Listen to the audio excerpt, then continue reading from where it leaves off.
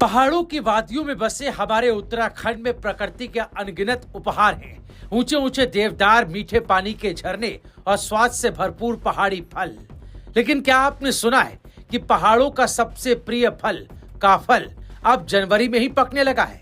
जी हाँ, काफल पाको चैत गाने वाले इस पारंपरिक गीत के बोल अब शायद बदलने की जरूरत है। गंगोली हाट के लोहार कट्टा के जंगल में जहां कभी अप्रैल में काफल की बहार आती थी, वहां जनवरी में ही पेड़ काफल से लकदक हो चुके हैं। पर्यावरण प्रेमी और वैज्ञानिक इस बदलाव से हैरान हैं। आखिर क्यों? क्या ये कुदरत का कोई नया चमत्कार है या फिर ग्लोबल वार्मिंग की दस्तक? पहाड़ों में माल्टा, नींबू जैसे फलों का साल में 2 बार आना तो सुना था, लेकिन काफल का 3 बार फलना, वो भी जनवरी में, वाकई चौंकाने वाला है।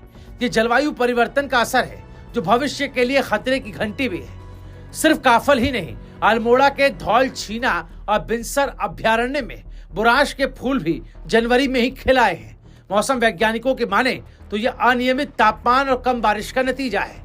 एक्सपर्ट मानते हैं कि जलवायु परिवर्तन के कारण मौसम चक्र असंतुलित हो गया है। समय से पहले फूलों का खिलना और फूलों का पकना चिंता का विषय है, क्योंकि इससे न सिर्फ पोषण पर असर पड़ता है बल्कि स्थानीय पारिस्थितिकी तंत्र भी प्रभावित होता है। ये बदलाव न सिर्फ पर्यावरण के लिए बल्कि स्थानीय किसानों के लिए भी चुनौती बन सकता है।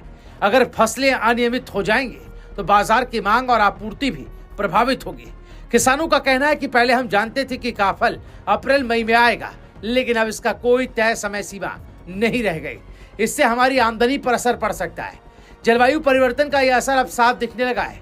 ये सिर्फ पहाड़ों तक सीमित नहीं रहेगा बल्कि पूरे देश और दुनिया को इसकी कीमत चुकानी होगी। सवाल यह है कि हम क्या कर सकते हैं? प्रदूषण कम करना, जंगलों का संरक्षण और जल स्रोतों की सुरक्षा, ये कुछ ऐसे कदम हैं जो हम सभी को उठाने चाहिए। अगर हम अब भी नहीं चेते तो वो दिन दूर नहीं जब हमारे लोकगीतों के बोल ही नहीं, हमारी परंपराएं भी बदल जाएंगे। इस बारे में आप क्या कुछ कहना चाहेंगे? अपनी राय कमेंट कर जरूर बताएं। इस वीडियो को ज्यादा से ज्यादा शेयर करें। Bureau report, रायशुमारी।